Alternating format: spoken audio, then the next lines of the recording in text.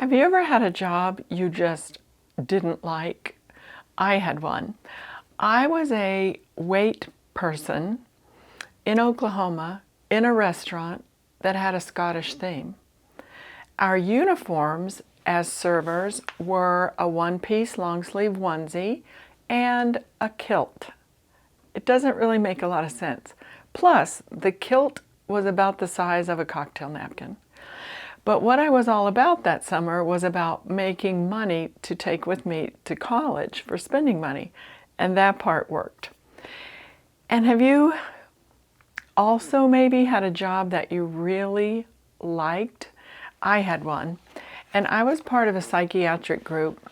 And my role within the practice was to be the differential diagnosis intake clinician and see if people were depressed enough to come into the study, but not so depressed as to be a danger to themselves or others.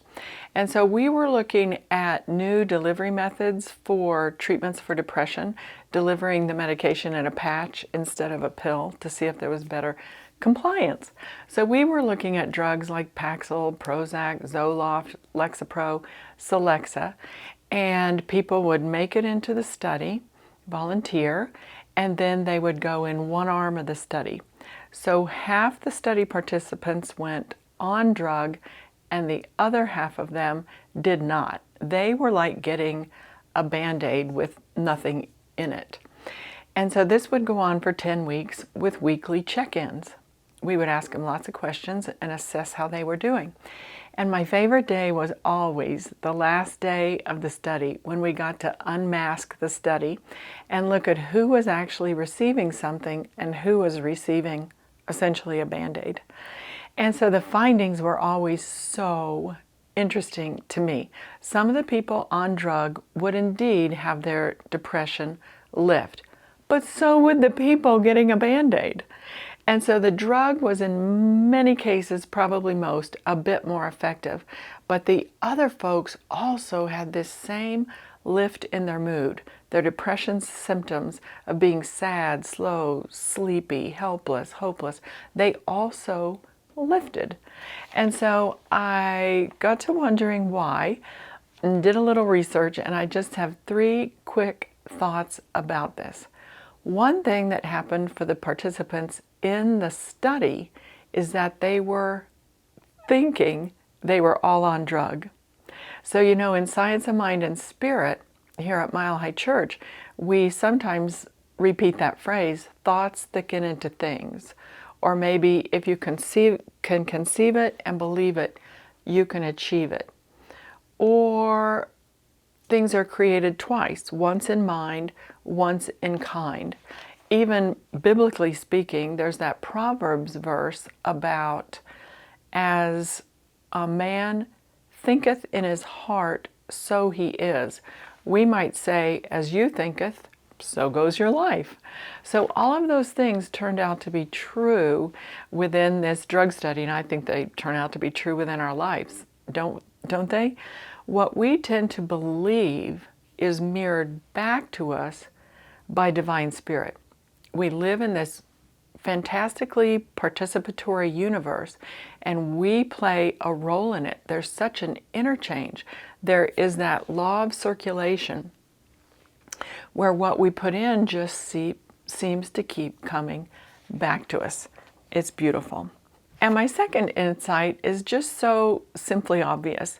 It is, even though sometimes when you're moping around, you feel like isolating, you feel like just withdrawing, but really the opposite is what turns out to be effective. Just like those study participants who were coming in every week, they were engaging in life. They were allowing other people the opportunity to care about them, and in turn, they, I think, cared a little bit about us. I say that because of one of my favorite study participants. Her name was Patty, and she said, at the beginning of all of this, I thought people were terrible. The masses were asses. She said, now, a few of them are okay. So I think participating in life can give you a whole new perspective. And then thirdly, a great way to go from moping to coping is to ride the elevator of emotion Moping is down here, and coping is up here.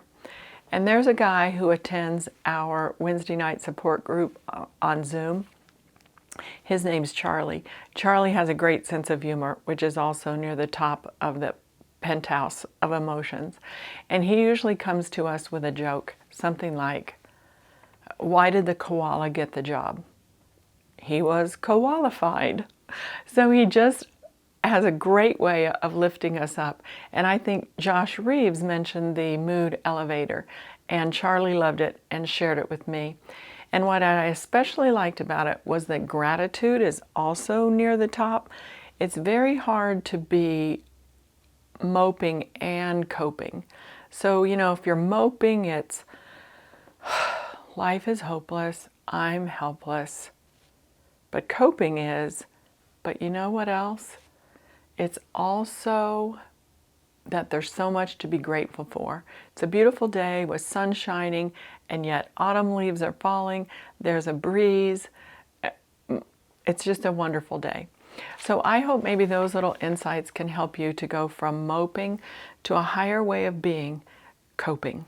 A few other things that can help us to do that is to visualize what you want to see happening, get out and participate in life, let your thoughts thicken into things, and go often into prayer. Shall we do just that?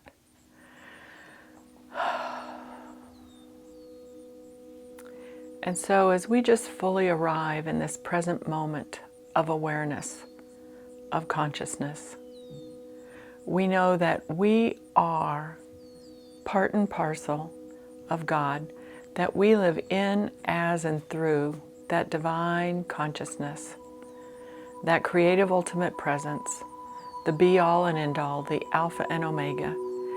And we know that just as we live, move, and have our being in that creative intelligence, we can also be of an attitude of giving thanks, that we know that we live within this law of circulation.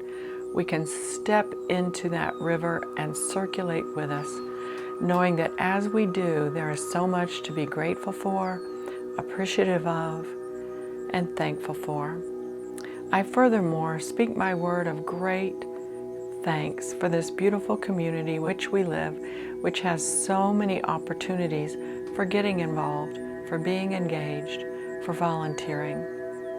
I speak this word into the great knowing, that alchemy that takes our word and makes it so.